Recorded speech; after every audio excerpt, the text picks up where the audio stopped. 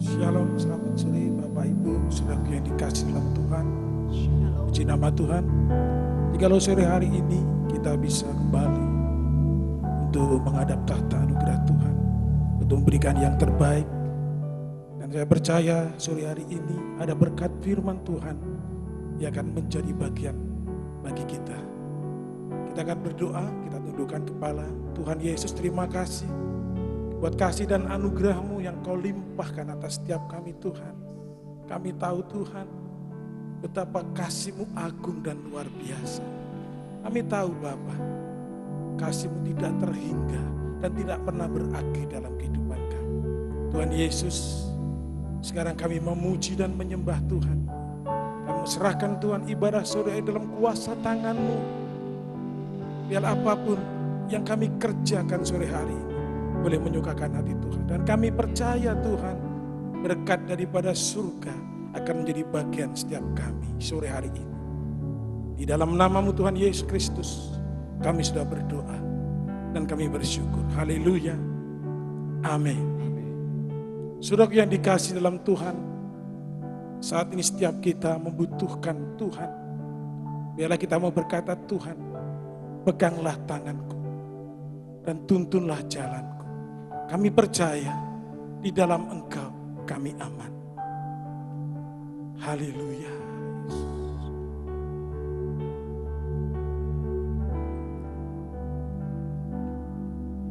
Bapa,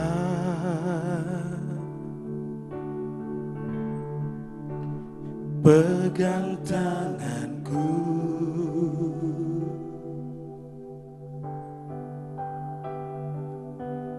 aku rindu saat teduh bersamamu.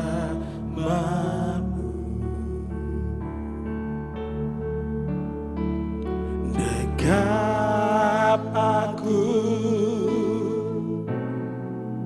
dalam hangat naungan-Mu,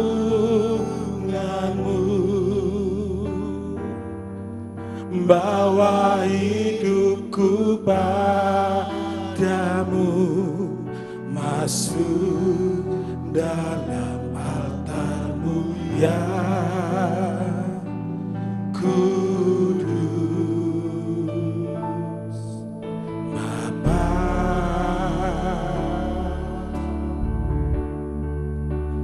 pegang tanganku,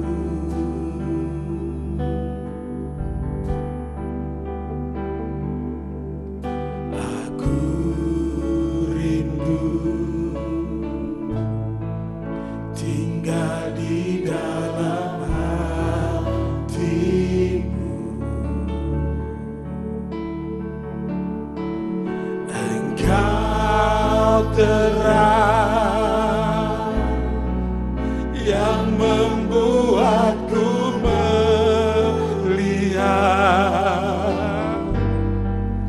melihat jauh ke dalam kebenaran-Mu, Bapa. Lebih dari nafasku, Bapa, ku perlukan kasih-Mu, Bapa. Berjalan di samping-Mu, Bapa, seumur hidupku.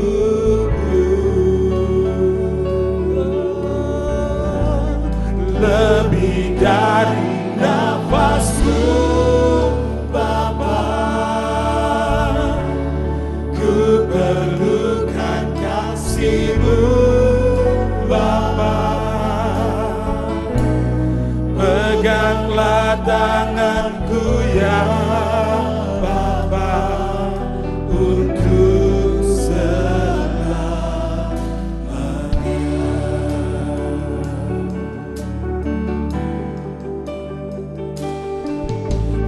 Bapa,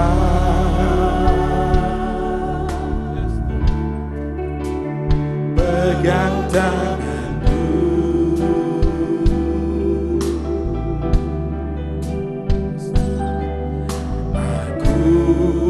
rindu saat teduh bersama,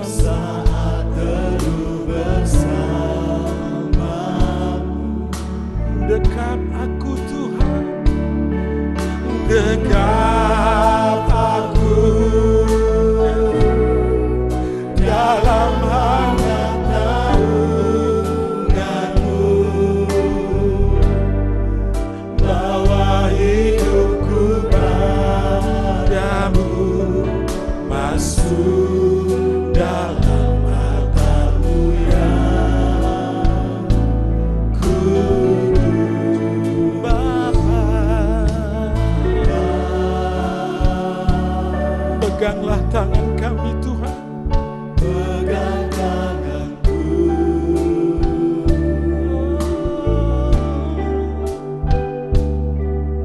Aku rindu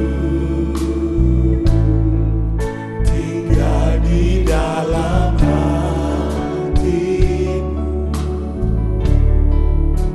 Engkau terang, Engkau terang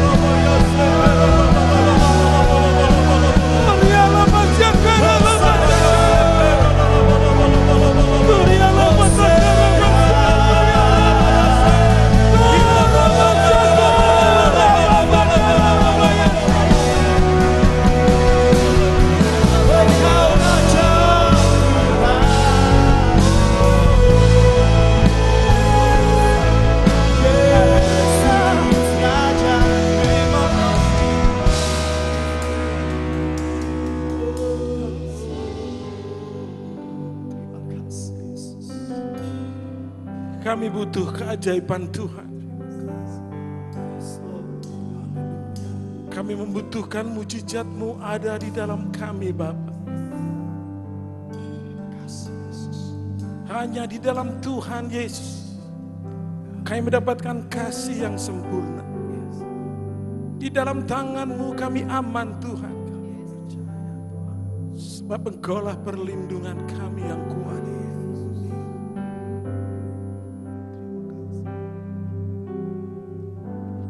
Kemanakah kami mencari kasih sejati?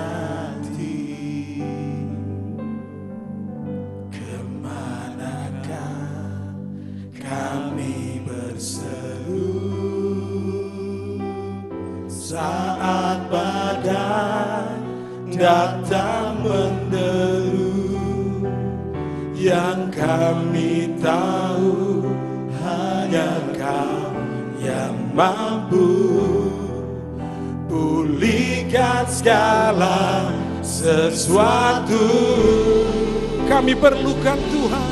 Kami perlukan keajaiban.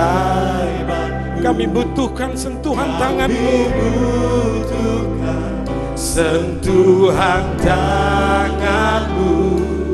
Kami tak dapat jalan sendiri.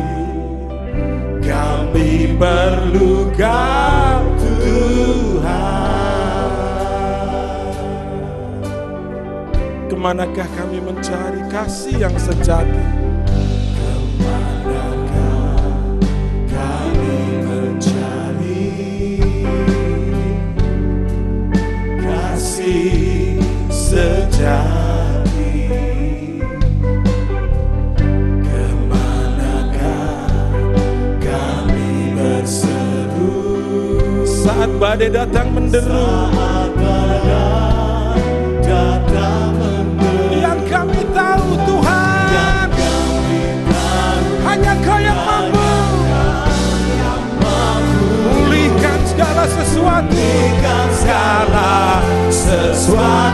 Kami perlukan Engkau, Yesus. Kami perlukan keajaiban-Mu. Kami butuhkan sentuhan tangan-Mu. Kami tak dapat jalan sendiri. Kami perlu Kau, Tuhan. Kami perlu Kau, Tuhan. Kami perlukan keajaiban-Mu. Kami butuhkan sentuhan tangan-Mu. Kami tak dapat, Bapa, jalan sendiri. Kami perlu Kau, Tuhan.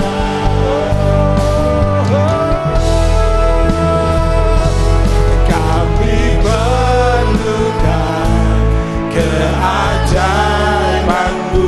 Kami butuhkan Tuhan. Kami butuhkan sentuhan tangan-Mu. Kami tak dapat jalan sendiri. Kami perlu Kau, Tuhan. Kami perlu Kau, Tuhan. Kami perlukan keajaiban-Mu. Kami butuhkan sentuhan tangan-Mu. Kami tak dapat jalan sendiri. Kami perlu Kau, Tuhan. Kami perlu Kau, Tuhan. Kami perlu Kau.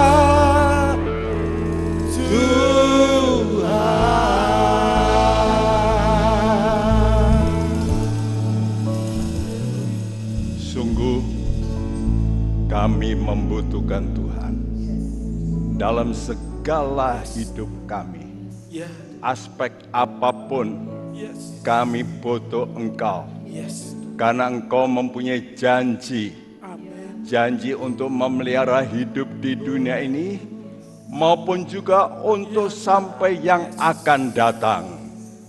Kami bersyukur mempunyai Allah yang mempunyai rencana yang jelas, Amin.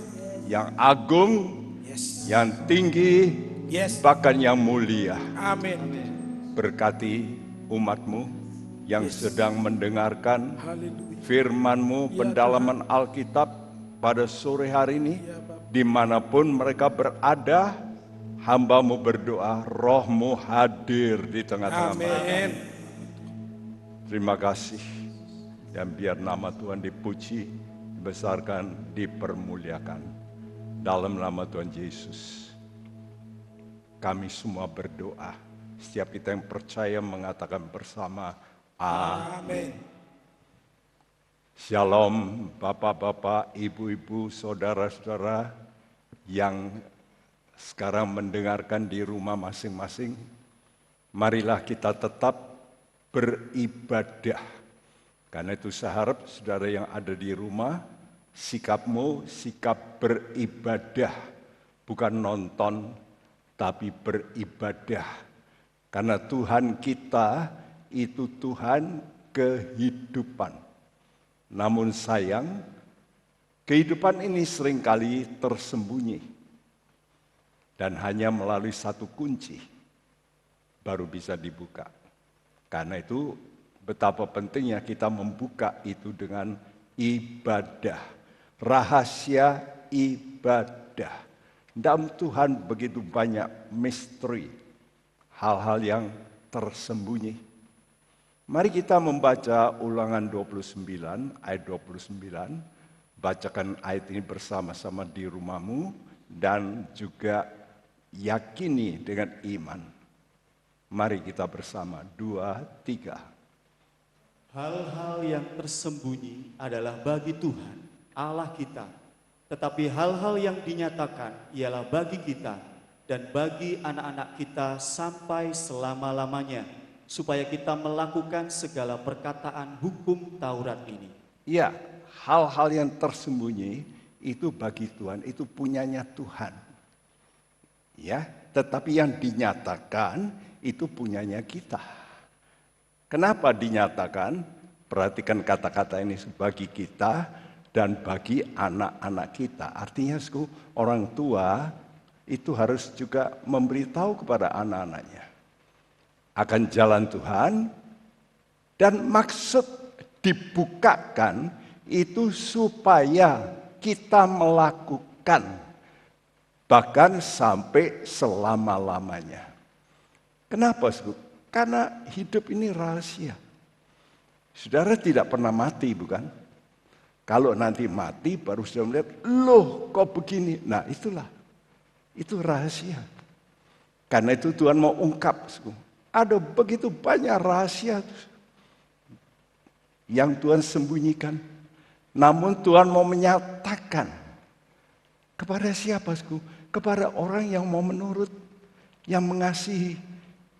Dan mereka akan dinyatakan oleh Tuhan. Dan itu dinyatakan melalui Alkitab ini. Tapi seperti Alkitab ini kalau saya baca tanpa lampu, dalam keadaan gelap, saya nggak mungkin bisa membaca. Begitu juga banyak orang punya Alkitab, tetapi tidak diterangi oleh cahaya Roh Kudus. Dan itu disebut iluminasi.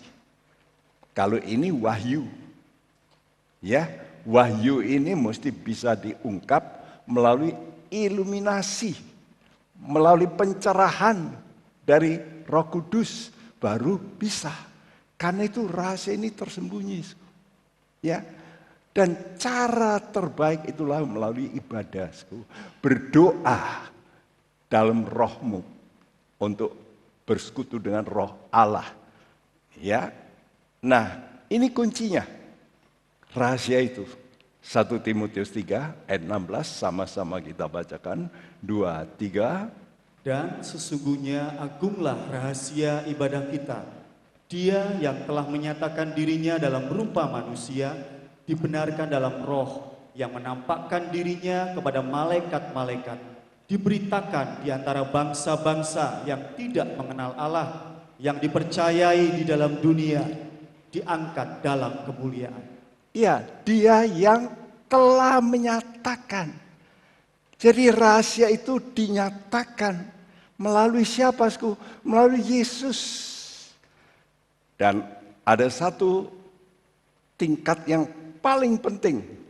Kalau orang ingin tahu rahasia Allah komplit, dia mesti percaya, dikatakan bahwa dia dinyatakan dalam roh yang menampakkan diri sebagai manusia.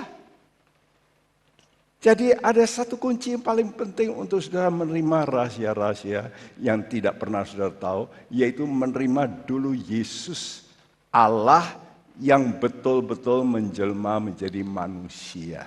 Dan ini banyak orang tidak mau percaya bahwa Allah itu mau benar-benar inkarnasi menjadi manusia.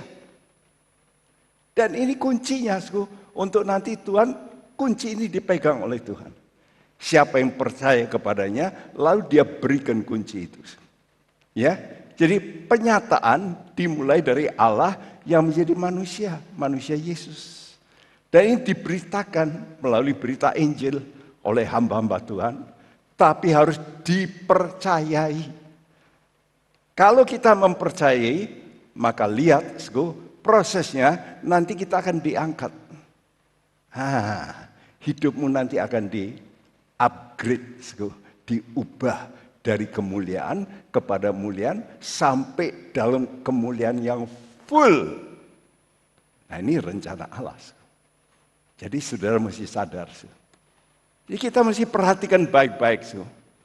Ibadah yang sejati itu hasil akhirnya diangkat dalam kemuliaan. Dan itulah yang disebut dalam Alkitab yang disebut rapture. Setiap orang percaya yang betul-betul nanti melakukan perintah-perintah Tuhan, itu nanti diangkat dari dunia ini betul-betul secara fisik, ya. Dan fisiknya itu nanti akan diubah untuk boleh masuk dalam satu daerah yang lain, alam yang lain. Sekarang alam dunia, alam jasmani. Kita nanti akan masuk alam rohani. Tapi melalui satu hal, yaitu perubahan hidup kita. Dan itu bisa melalui ibadah. 1 Timotius 4 ayat 8, sama-sama kita bacakan, 2, 3.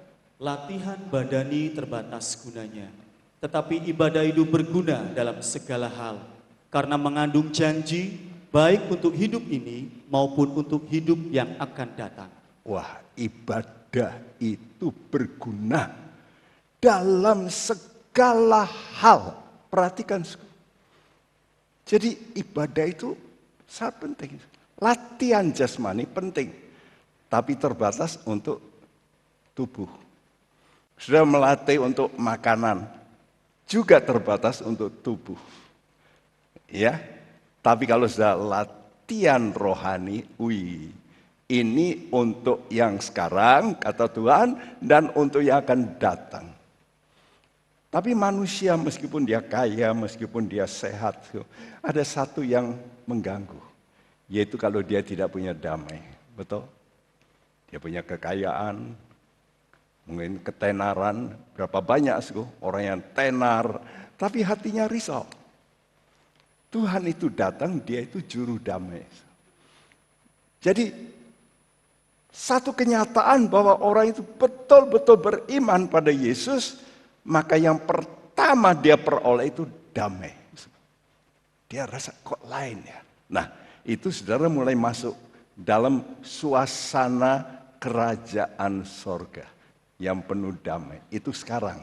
Jadi kita boleh mencicipi sorga yang akan datang. Jadi kita mengalami sorga mini di dunia ini. Lebih dulu. Supaya kalau kita sudah incip-incip, aduh kok enak ya, kita kepingin ke sana. Betul enggak kalau sudah ngincipi orang berkata, ini ya tak kasih sedikit, aku cuma bawa sedikit, coba rasakan, waduh enak. Saudara akan tanya, di mana belinya? Dan saudara akan cari. Nah begitu orang kalau sudah memperoleh damai, jangan berhenti. Dia mesti cari sumbernya, sumber damai. Dan kalau saudara betul mau melakukan itu terus, maka yang akan datang itu saudara akan memperoleh kemuliaan yang kekal. Ini dahsyat. Ya. Karena itu ibadah itu membuka rahasia. Salah satu rahasia yang sampai sekarang dokter pun tidak ngerti. Karena dokter itu hanya jasmani dan jiwa dokter, ya. Tapi tidak nyentuh roh. Ya, karena itu dokter bisa ya membedah orang, jantungnya bisa sama dengan binatang, bukankah begitu? Mau coba obat lebih dulu binatang dulu, tikus dulu biasanya. Ya, baru nanti orang. Karena manusia dengan binatang itu sama dalam hal tubuh dan jiwa. Tapi kalau roh beda. Nah inilah yang dokter nggak tahu. Dan ini Tuhan akan ungkap. Ibadah itu membuka rahasia kematian. Ini kunci yang Tuhan berikan supaya mata kita lalu bisa melihat. Ya. Melihat apa? Melihat rencana bahwa kita akan rapture nanti. Diangkat. Gambar di bawah itu bangun dari kubur-kubur. Nanti orang bangkit. Tapi nanti pindah ke alam lain. Sorgawi. Di mana di situ ada Tuhan. Ya, dan saleh-salehnya nanti akan berkumpul kekal selama-lamanya dalam kemuliaan. Rasul Paulus adalah satu rasul yang diberi Tuhan rahasia. Dan selama ini dikatakan Rasul Paulus banyak rahasia yang berabad-abad tersembunyi. Itu diberikan padaku. Salah satunya rahasia kematian juga. 1 Korintus 15, ayat 51 dan 52 sama-sama 2, 3. Sesungguhnya aku menyatakan kepadamu suatu rahasia. Kita tidak akan mati semuanya, tetapi kita semuanya akan diubah dalam sekejap mata pada waktu bunyi nafiri yang terakhir. Sebab nafiri akan berbunyi dan orang-orang mati akan dibangkitkan dalam keadaan yang tidak dapat binasa dan kita semua akan diubah. Kita semua akan diubah, kata Tuhan melalui Paulus. Ini yang suatu iluminasi baru. Tidak semua kamu akan mati. Loh, mana bisa? Orang kalau saya omong itu, mana bisa? Ya, kan semua masih mati, betul. Ya, tapi kata Paulus, bukan semua mati. Kalau semua, itu semua diubah, itu betul. Tapi tidak semua mati. Masa iya? Iya. Ya. Karena itu Paulus tahu itu, dia ngerti bahwa kita ini nanti akan diubah. Dan contoh yang jelas kalau sudah lihat ini yang disebut metamorfosa. Ulat ini masuk ke pompong, dia 21, 3 minggu di situ. Seolah mati. Dia tidak makan lagi daun-daun. Tidak. Nanti dia keluar jadi kupu-kupu. Dia berubah. Nah ini yang Tuhan katakan berubah itu ini. Kamu akan diubah, metamorfosa. Ya, jadi bukan kita itu direformasi. Reform itu mengubah bentuk. Tapi transform, kita dibawa trans itu dipindahkan ke satu daerah yang lain. Beda. Dan nanti kita di sorga kumpul dengan Tuhan. Beda sekali. Ya. Nah, dulu semua manusia berpendapat semua orang akan mati. Tapi pendapat itu pun salah. Kenapa? Karena Alkitab menulis ada juga yang tidak mati. Siapa itu? Henokh. Jelas ditulisku, dia diangkat oleh Tuhan. Tidak mengalami kematian. Nah, Oleh karena dasar inilah, lalu beberapa hamba Tuhan menafsir ya, tafsiran. Karena Tuhan berkata nanti akan ada datang 2 saksi di muka bumi yang aku akan utus. Dan ternyata di Alkitab yang definitif ditulis tidak mati, itu secara definitif itu cuma 2. Henokh dan Elia. Ya, cuma 2 ini yang ditulis tidak mati. Belum mati. Ya. Jadi tidak ada keterangan bahwa dia mati. Nah, karena itu dipercaya oleh beberapa hamba Tuhan bahwa 2 saksi yang nanti akan datang dalam kitab Wahyu 11. Makanya saudara perlu membaca Alkitab sampai wah, Tuhan itu taruh di sini supaya kita itu bisa gini, dikumpulkan begitu ya, diklopkan gitu. Ya. Nah, ada 2 saksi yang nanti akan menyaksikan untuk orang Israel. Siapa yang dihormati oleh orang Israel? Tentunya yang paling dikagumi untuk agama itu Musa. Ya. Dan yang kedua, Elia, nabi yang bikin gebrakan yang luar biasa. Ya. Nah, itu ditulis dalam Wahyu 11. Nanti sudah baca di rumah ayat 3 dan seterusnya. Dan keduanya ini ditulis memang akan diangkat Tuhan. Tapi 2 saksi ini jelas nanti akan dibunuh oleh antikris. Dan setelah dibunuh dia bangkit. Jadi sekarang masih hidup. Tuhan preserve. Tuhan simpan di sorga. Ya. Nah, siapa 2 orang ini? Kalau Henokh itu bukan suatu bapak rohani untuk orang Israel, tidak. Tapi kalau Musa, yes. Dan itu digambarkan dalam kitab Nabi Zakaria sebagai kedua pohon zaitun. Jadi 2 nabi ini dalam gambar ini di sebelah kanan ada orang pegang hukum Taurat dan sebelah kiri seorang nabi. Dan itu gambaran dari Musa dan Elia itu lebih tepat. Ya. Sehingga dalam diskusi waktu saya mengajar, persis itu kelasnya Abraham. Abraham sendiri mungkin lupa. Tapi di kelas itu saya melihat paling banyak sarjana. Kelasnya Bapak Abraham. Ada 5 kalau nggak salah. Ada Rutrandes, ada ini, ada SH. 5 mahasiswa. Dan timbul pertanyaan kepada saya, Pak Bekti kalau percaya itu Musa dan Elia, lalu bagaimana dengan Henokh? Wih, saya belum pernah mikir itu. Waduh, jawab gimana ya? Karena saya juga buku baca Alkitabnya Dix itu mengatakan, itu adalah Henokh dan Elia. Kan itu definitif. Tapi saya waktu mengajar itu Musa dan Elia. Jadi mereka berkata, loh kalau begitu Henokh bagaimana? Wah, saya bingung juga jawab. Saya nggak tahu. Saat itu loh ya, saya nggak tahu. Tapi begitu saya berdoa, Tuhan, aku ini ngajar.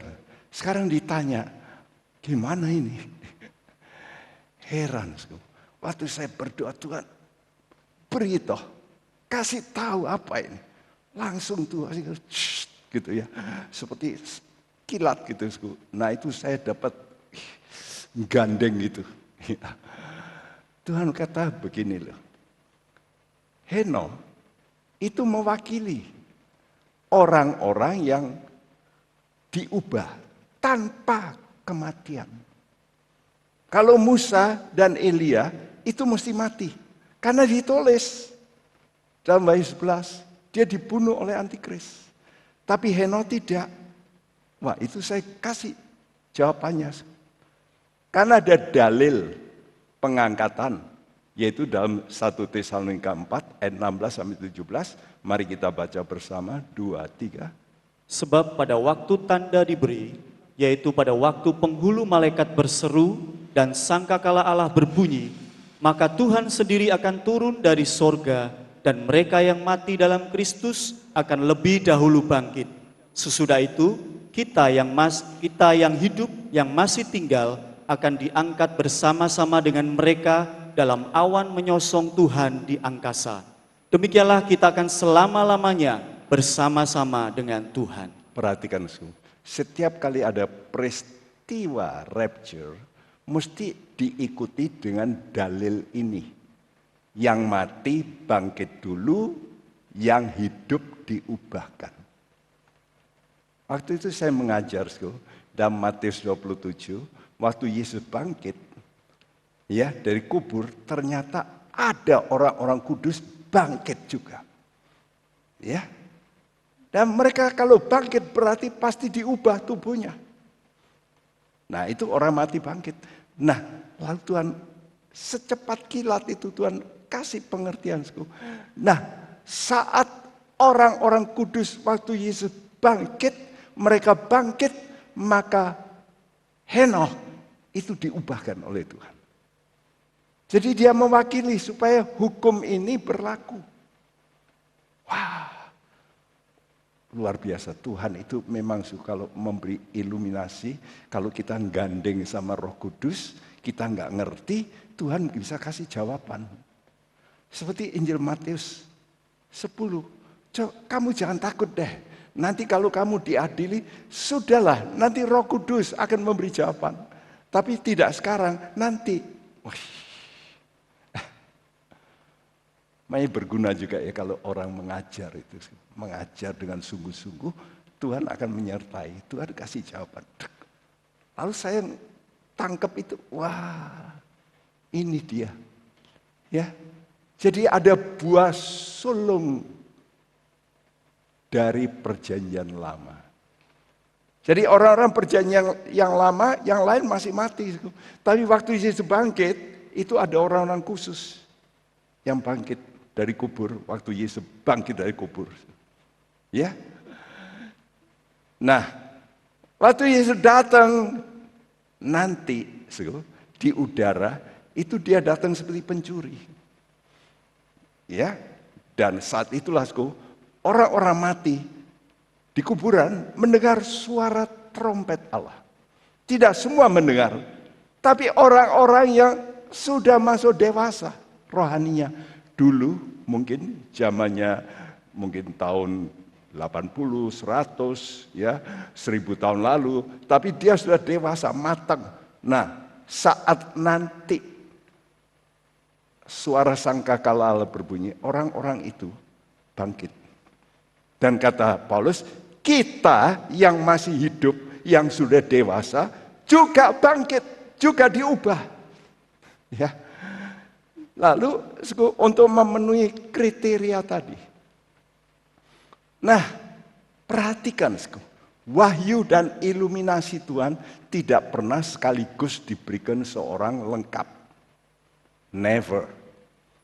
Tuhan selalu kasih treat menurut waktu, menurut zaman. Ya. Jadi ada yang diberikan kepada Musa, kepada Ayub, itu orang-orang zaman dulu. Ya, penulis-penulis yang pertama-tama dari Alkitab kita, ya, ke Musa, Ayub, ya, saudaraku. Tapi Tuhan kasih progresif, tambah lama tambah jelas wahyunya. Begitu juga pada akhir zaman ini, setelah lengkap ini Alkitab kita ini, ya, dulu itu seperti gambar kiri itu. Ya, seorang nabi bikin di satu gulungan komplit itu, digulung, disimpan. Nabi lain, nabi lain, nabi lain. Nah, pada akhir zaman ini digabung jadi satu.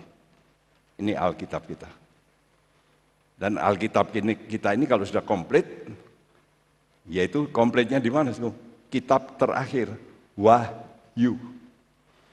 Dan di Wahyu itulah ada tulisanku. Tidak boleh ditambah, tidak boleh dikurang.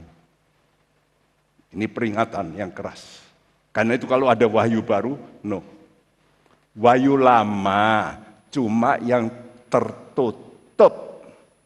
Nah, itu yang mesti mendapat iluminasi, supaya dibuka seperti gambar ini. Dulu lampu iluminasi itu agak kurang jelas. Rasul-rasul, bahkan nabi-nabi menulis, kadang-kadang dia nggak ngerti maksudnya apa. Jadi dia cuma menerima wahyu, tapi tidak menerima iluminasi. Ada orang yang menerima wahyu dan iluminasi, tapi tidak komplit iluminasinya. Seperti Daniel nanti. Ya. Tapi kita ini terus progresif. Dikasih iluminasi demi iluminasi. Karena itu rindukah kita memperoleh iluminasi rahasia Tuhan. Ya. Nah, dari mana itu bisa terjadi? Oleh karena doa, hubungan. Makanya Daniel itu suka menyembah Tuhan. Sampai dia ditangkap, gambar sebelah kiri ya. Dia di mata-matai orang, lalu dia ditangkap, masukkan gua singa. Tapi disitulah justru mengalami mujizat.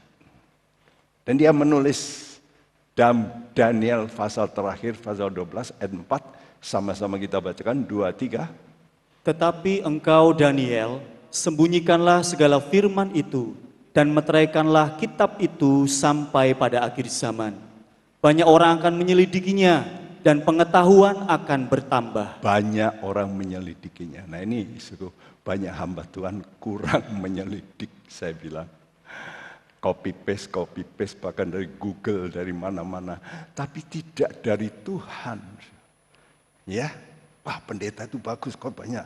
Saya nanti, wah, ya copy paste saja. Saudaraku, jangan begitu ya. Kita mohon, lalu kita berdoa, Tuhan, aku juga diberi Tuhan. Coba dikasih, ya, iluminasi, bukan wahyu. Tapi wahyu dari iluminasi. Iluminasi untuk wahyu.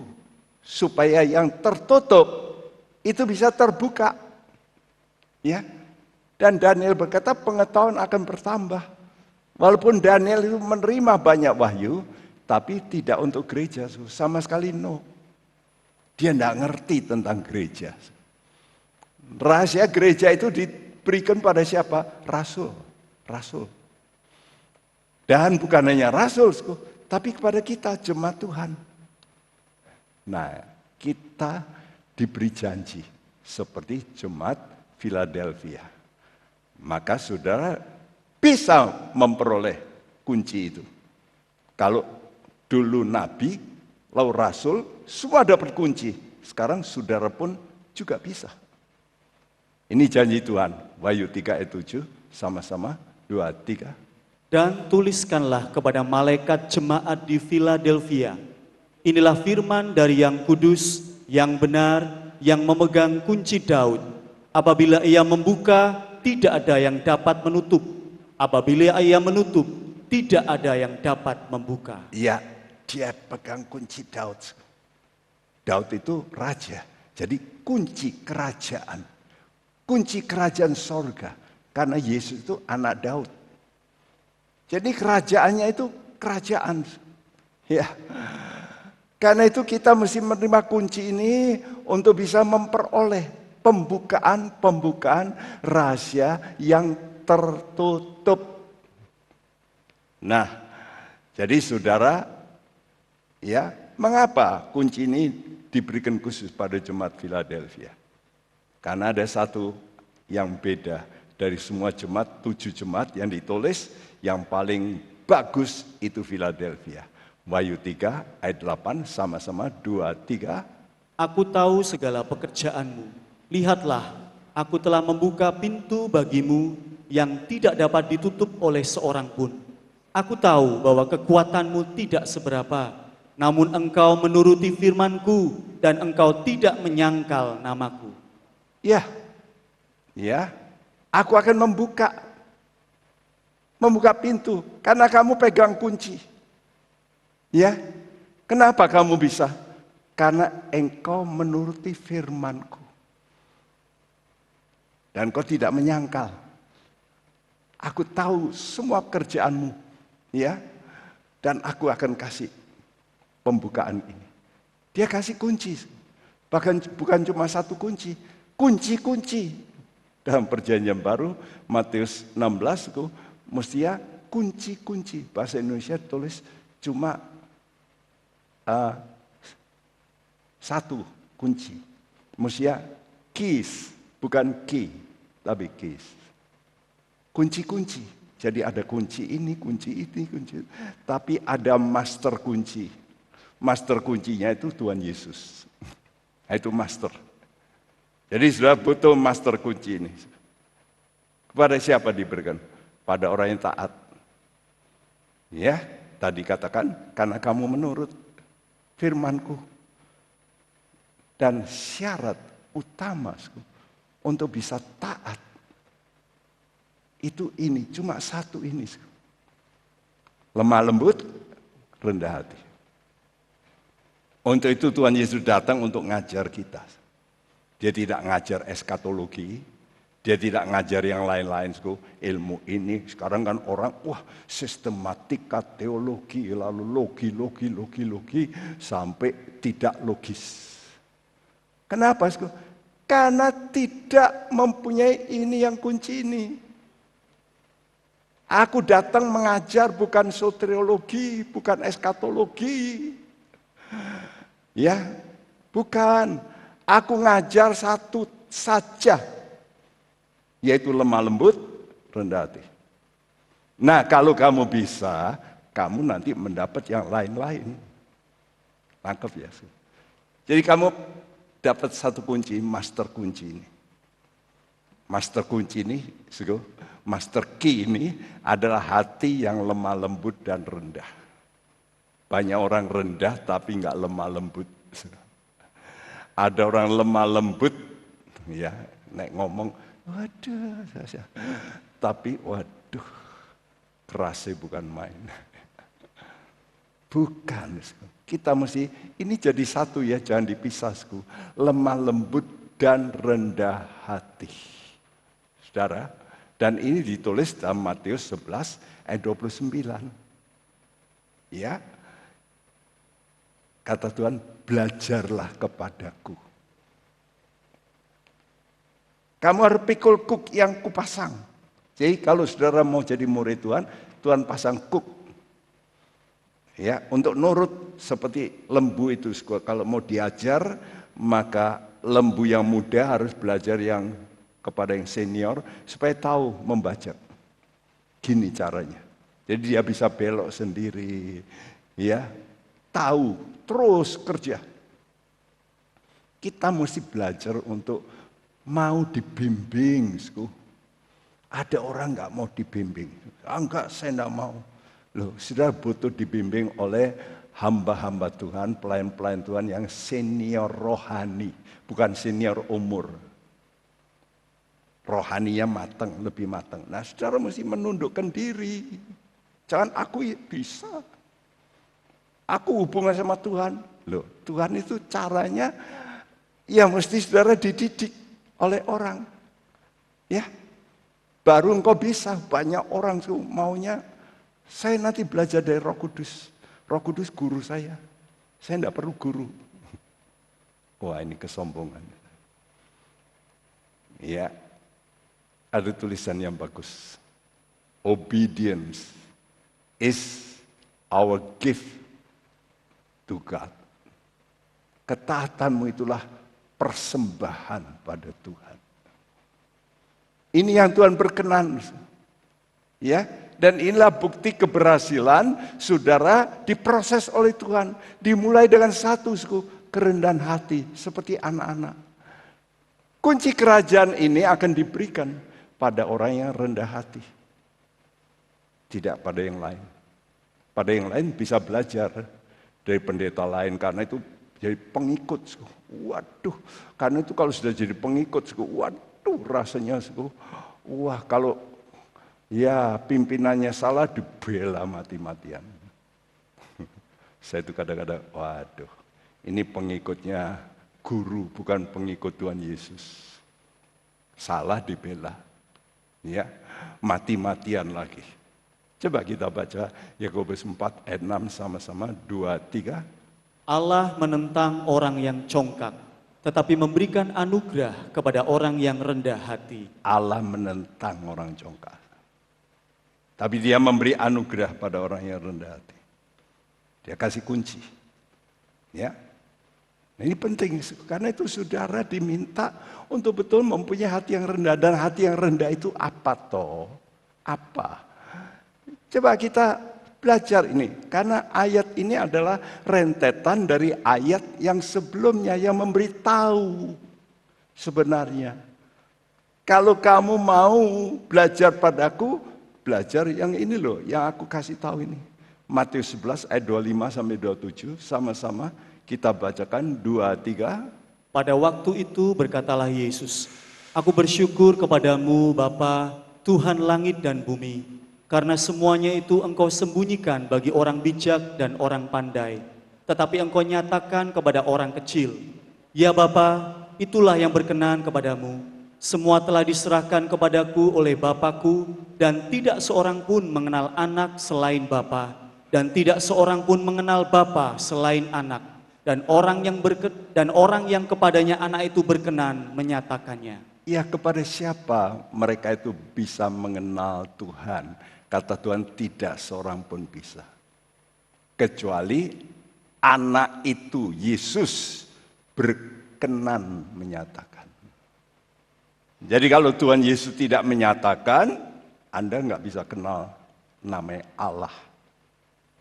Karena tadi katakan, aku ini Allah yang jadi manusia ini menyatakan inilah.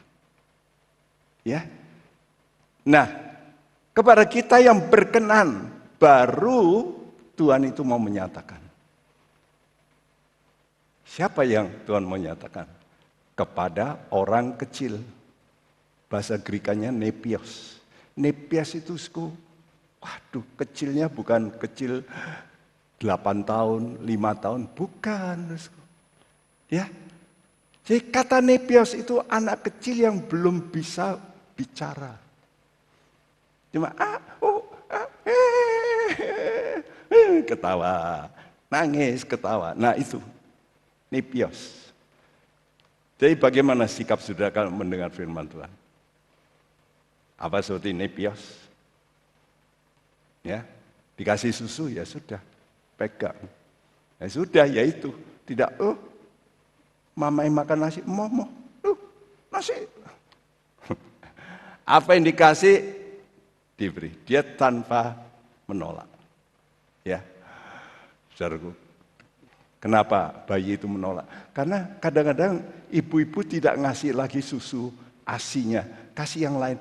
Kok enak ya? Terus minum susu ibu. Itu anak saya dulu karena pernah digitukan karena diare dan sebagainya, lalu diganti. Wah, ini kok enak ini, rasanya teh manis. Kasih ASI, mah. Itulah suku. Kita juga begitu. Ya.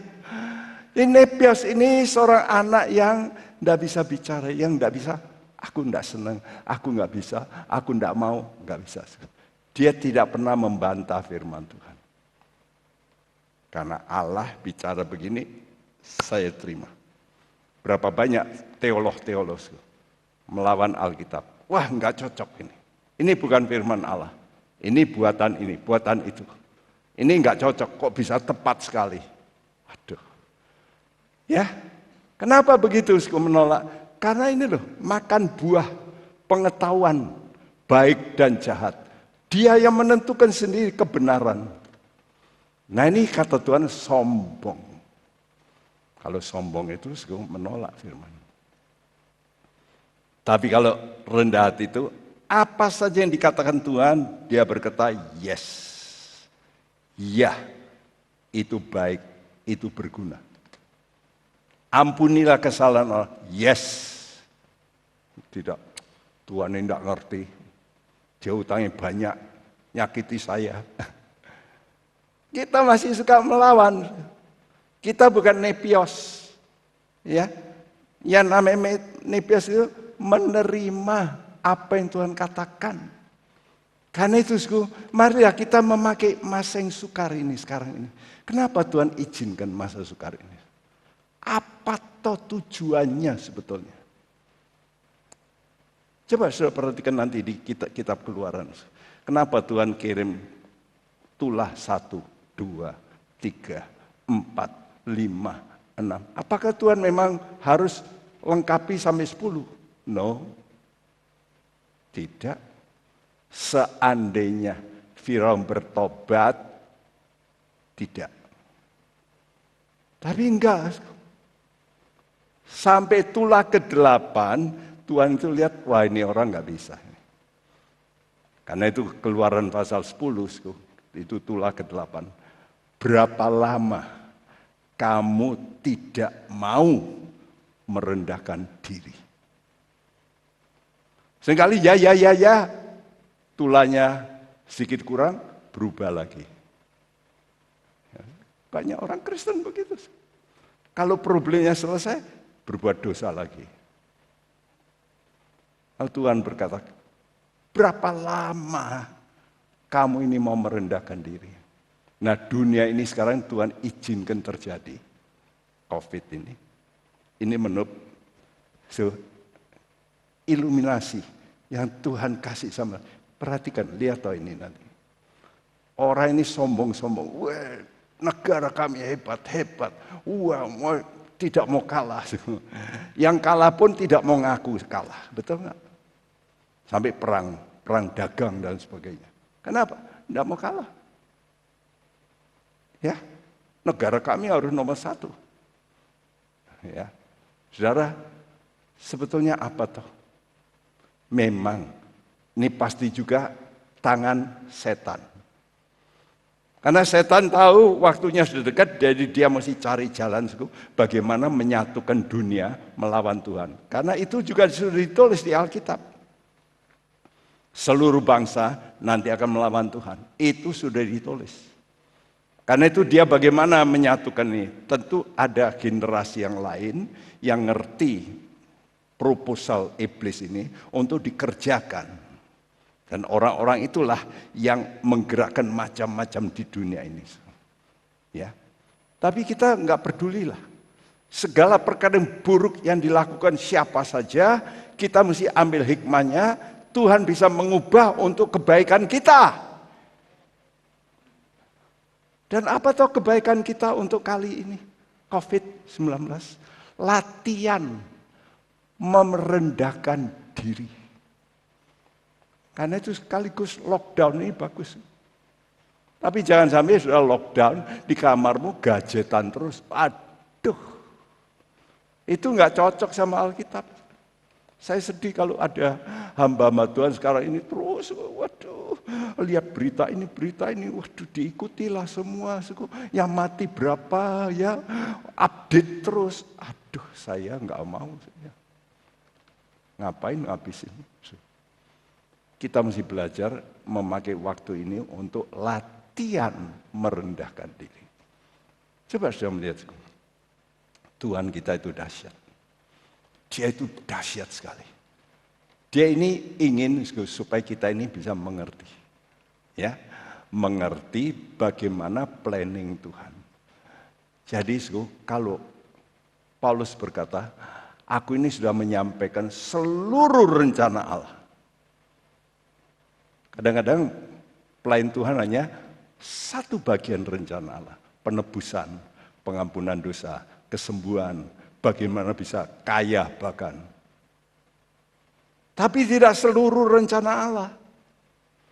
Saya lihat planning Tuhan ini. Ya, 1, 2, 3, 4, 5, 6. Lalu dia berhenti. Hari ke-7 dia istirahat. Karena itu ada namanya 1 hari sama dengan 1000 tahun. Jadi dari sejak Adam sampai nanti Tuhan datang kedua kali ke bumi, itu Tuhan kasih tahu, ini ancar-ancar kira-kira 6000 tahun. Ya, saudara, dan perhatikan, sebelum itu dunia itu dirusak, itu ada gambar-gambar lagi ya. Tapi dunia itu sudah direnovasi oleh Tuhan, terus Adam tinggali. Ya, sekarang saya kasih tahu ini. mendekati kedatangan Tuhan ada lengkungan kecil. Lengkungan kecil ini yang disebut minggu ke-70 Daniel. Ini 7 tahun adalah dispensasi terakhir bagi bangsa Israel untuk menjadi milik Tuhan. Mau enggak? Melalui apa? Melalui antikris. Dihantam oleh antikris. Tapi sayang banyak orang percaya keras hati seperti Israel. Karena itu mereka juga akan mengalami bersama Israel masa kesukaran 7 tahun juga. Dan itulah yang disebut orang-orang Kristen yang ngalami itu namanya buah susulan gereja. Sayang karena mereka dikasih saman anugerah tidak mau dipakai. Memang orang itu kalau nggak kecepit, nggak mau membagi waktu. Ya sekarang ini lockdown ini, ya bagi waktu untuk Tuhan. Ayo sungguh-sungguh. Kan gitu ya. Kalau mau mati, ayo Pak pendeta, doa. Anggota keluarga, ayo berpuasa semua. Supaya sembuh. Ini fakta. Saudara, ini saya perbesar ya. Lengkungan kecil tadi, merah. Sebut minggu ke-70, itu besarnya begini. Nah, sebelum Tuhan datang kedua kali, ini yang disebut epifania, artinya penyataan Kristus. Jadi Kristus nyata secara fisik, nanti kelihatan dengan saleh-saleh Tuhan, turun dari sorga. Zakaria 14 mengatakan itu. Jadi saleh-saleh Tuhan, jadi jangan kita menunggu ya, Kristus datang. Sebab Kristus nanti datang dengan saleh-saleh Tuhan. Untuk itu kita harus menjadi saleh Tuhan lebih dulu yang diangkat oleh Tuhan. Nanti Tuhan lebih dulu datang di udara. Ini disebut parousia. Ya. Nah, dia datang sebagai pencuri di sini, mengambil siapa? Buah sulung gereja. Karena itu saya tuliskan di sini sekarang Anda hidup di saat ini. Ini kita hidup di sini. Ini sudah mau habis ya, waktunya. Karena itu kita gunakan untuk melatih ibadah ini di sini. Sebab sebentar lagi akan mengalami yang lebih berat, permulaan sengsara dan sengsara besar. Ya. Yang hijau ini buah sulung BSG, buah sulung gereja. Ini garis hijau. Yang susulan ini yang patah-patah ini.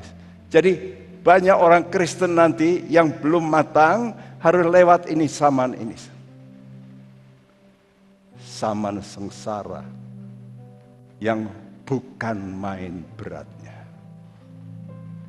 Untuk ini saya anjurkan sudah saya edit yang lebih baik, banyak perubahan. Belilah semua pemirsa.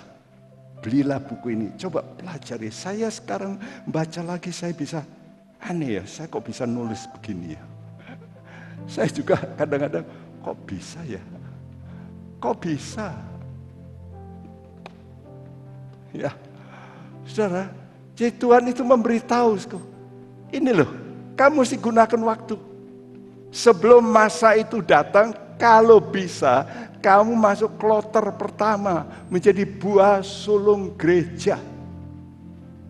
Sebab setelah itu akan muncul yang disebut Babylon agama, yang sekarang ini sudah ada di muka bumi, yang akan membuat permulaan sengsara. Dan nanti sengsara besar ini oleh antikris.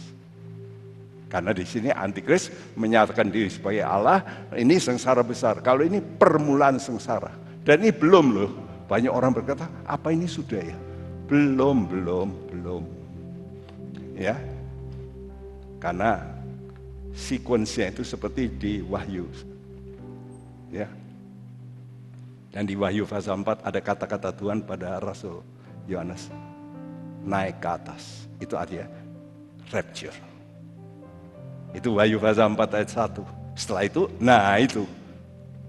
Jadi nanti apa yang sudah baca dalam Wahyu pasal 6, itu bukan sekarang, itu nanti. Dan yang mati bukan main. Jumlahnya 1/4 dunia. Kalau sekarang berapa? Sekarang sedikit. Flu aja lebih berat. Ya. Jadi saudara mesti siap-siap. Supaya kita lebih dulu diangkat Tuhan, bertemu di udara lebih dulu. Menunggu rekan-rekan kita yang masih mengalami penderitaan. Nah, karena itu mari kita menyanyikan ini. Tuhan, pimpinlah langkah hidup saya. Saya nggak berani jalan sendiri Tuhan. Nggak bisa. Harus dipimpin Tuhan. Supaya saya bisa mencapai garis akhir.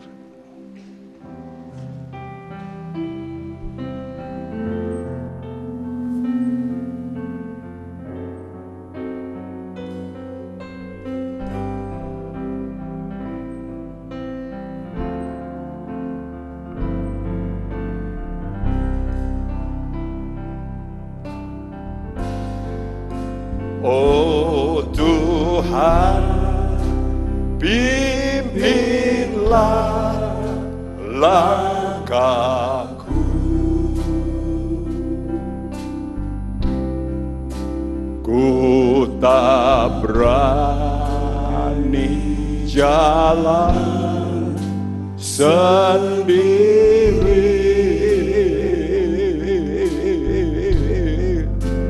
Sertamu itulah doaku. Ajarku merendahkan diri, menurut firman-Mu setiap hari.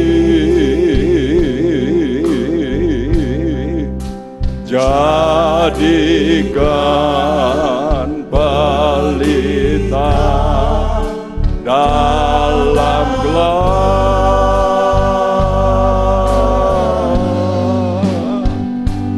mencari domba yang sesat.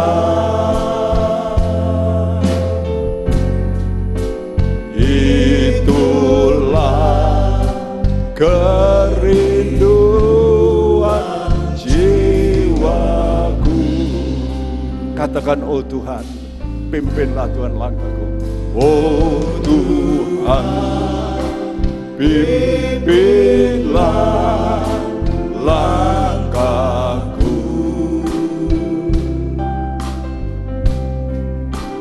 Ku tak berani jalan sendiri.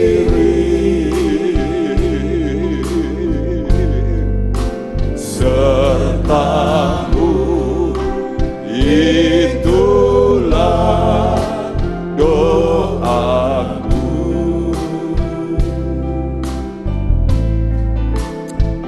Ajarku merendahkan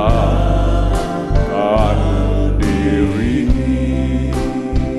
Mari bersama kita berdiri di rumah masing-masing. Menurut firman-Mu setiap hari, jadikan pelita dalam gelap,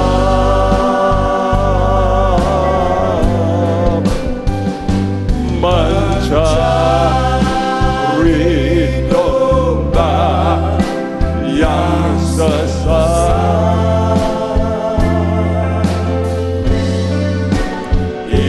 Itulah kerinduan jiwaku. Allah tidak tertarik dengan titel kita. dengan kedudukan kita, dengan kependetaan kita. Tidak. Bukan jabatan, bukan kekayaan, bukan yang lain, hanya satu. Dia tertarik dengan hatimu. Hatimulah yang bisa menarik hatinya Tuhan. Untuk ini kita mesti seperti anak kecil. Tuhan, ubah diriku. Sebab kata Tuhan, kalau kamu tidak berubah, bertobat seperti anak kecil, kamu gak bisa masuk surga, gak bisa. Mari menjerit dari hati kita, Tuhan. Aku butuh Engkau, Tuhan. Oh Tuhan, pimpinlah langkahku, Tuhan. Aku butuh Tuhan. Aku butuh Tuhan. Oh Tuhan, pimpinlah langkahku.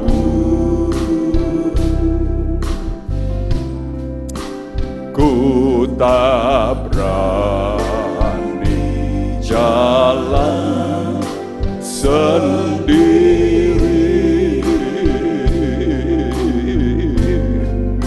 sertamu itulah doaku. Amin Tuhan.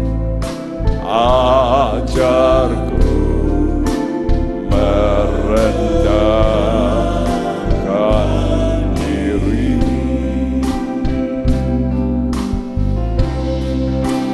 menurut firman-Mu setiap hari, jadikan pelita dalam gelap,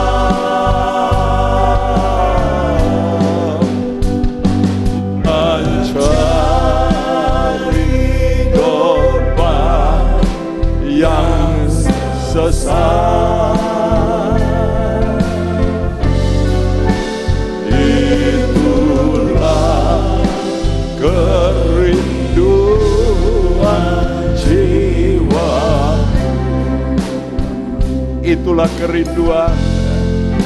Itulah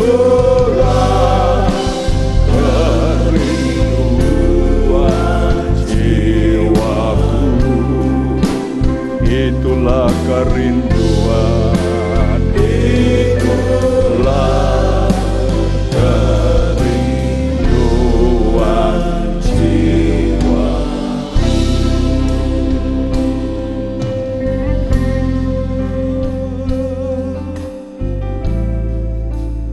Biar Tuhan beracara. Datanglah dengan hati yang tulus, hati yang merendah, hati yang siap dididik.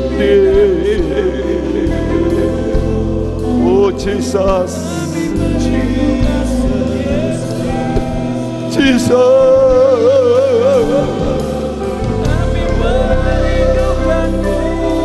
Namamu Yesus,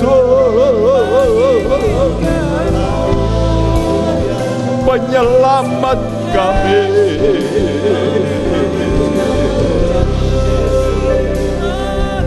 Glory, glory.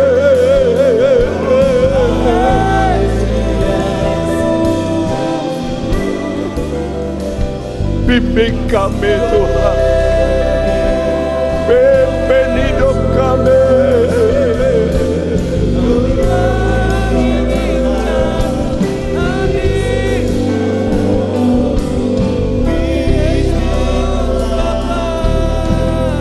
Oh Tuhan, terima kasih.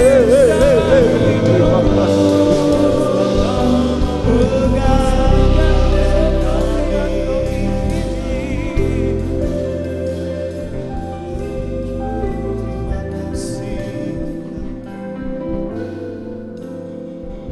Hamba-Mu berdoa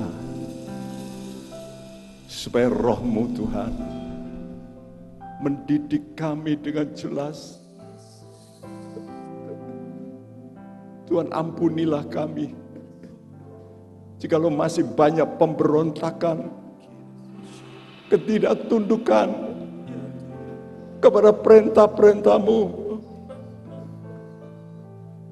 Tuhan, saat ini saat yang baik untuk kami. Tuhan, mengulas hidup kami, mengintrospeksi hidup kami, mereview hidup kami. Kami percaya firman-Mu adalah pelita bagi kami, dan Roh-Mu adalah penuntun. Tuhan, beri arah kepada semua jemaat Tuhan, supaya belajar memikul salib yang Kau tanggungkan kepada kami masing-masing. Karena disitulah kami belajar untuk tunduk kepadamu. Penderitaan yang kami tanggung sekarang tidak sebanding, Tuhan, dengan kemuliaan yang Kau nanti janjikan bagi kami. Buka mata rohani kami, tuntunlah kami, Tuhan. Sekarang kami berdoa, Tuhan, kunjungilah anak-anak-Mu. Mungkin ada mereka yang sakit, ada yang merana, kesulitan, baik fisik maupun ekonomi. Ya Tuhan, Maha Pengasih, sadarkan kami kepada titik di mana Engkau minta. Kami percaya janji-Mu pasti Engkau genapi. Amin. Engkau berjanji siapa yang datang mendekat, maka aku pasti mendekat kepadanya. Amin. Terima kasih buat janji-Mu. Dan kami mohonkan Tuhan, dalam minggu-minggu yang tegang ini di seluruh dunia, begitu banyak kematian, tapi kami tahu inilah waktu kami belajar. Kami tidak perlu takut dengan kematian jasmani. Justru itu membuat kami sadar kami fana, rapuh, dan kami butuh Engkau, Yesus, kebangkitan hidup kami. Terima kasih. Teguhkan hati anak-anak-Mu, berkati mereka, dan kami tahu kalau kami nanti keluar dari masalah ini, kami bisa tetap setia kepada Tuhan. Sebelum kami meninggalkan kursi kami, tempat duduk kami mohon berkat-Mu. Dan Tuhan juga akan bicara, Tuhan, untuk semua yang akan datang melalui Roh-Mu yang kudus. Kami tadakan tangan kami, terimalah saudara berkat anugerah sejahtera, rahmat daripada Allah Bapa kita, kasih sayang daripada Tuhan kita Yesus Kristus, dan persekutuan Roh Kudus yang akan memimpin kami sekalian sampai Maranatha, Dia datang kembali menjemput kita, bertemu di awan-awan yang permai, penuh sukacita, penuh dengan harapan.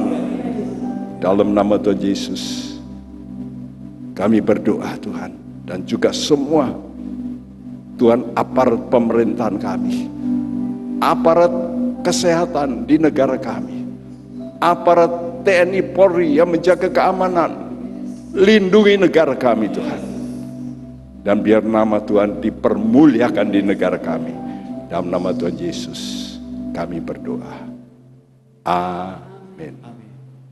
Hai Inspiration People, jangan lupa untuk mengikuti iGen Online Service setiap Sabtu jam 5 sore di YouTube channel Generasi Inspirasi. God bless. Ibadah minggu online akan diadakan 2 kali pada jam 8:30 pagi dan 5 sore melalui YouTube di @gptkao Semarang dan relay di Good News FM pada jam 10 pagi. Kids, ikuti ibadah online ya setiap hari Minggu jam 10 pagi di channel YouTube Nambah Kids Church atau di IGTV @nambahkc atau di Facebook Nambah Kids New. Oke, untuk info lebih lanjut hubungi nomor WA 0821 3807 5254. God bless you. Bagi jemaat Tuhan yang akan memberikan persembahan bagi Tuhan, dapat menyalurkan lewat rekening gereja atau dapat melalui aplikasi yang tergabung dalam QRIS dengan men-scan QR di bawah ini. Jemaat Tuhan juga dapat memberikan persembahan persepuluhan melalui rekening gereja dengan menuliskan persepuluhan pada berita. Dan bagi jemaat yang terkendala dalam penyaluran kolekte atau persepuluhan lewat transfer, gereja menyediakan kotak persembahan di area-area sebagai berikut. Atau Bapak Ibu dapat menghubungi gembala wilayah atau wakil gembala wilayah masing-masing. Kami mengucapkan terima kasih atas persembahan yang sudah Bapak Ibu berikan kepada Tuhan. Tuhan memberkati.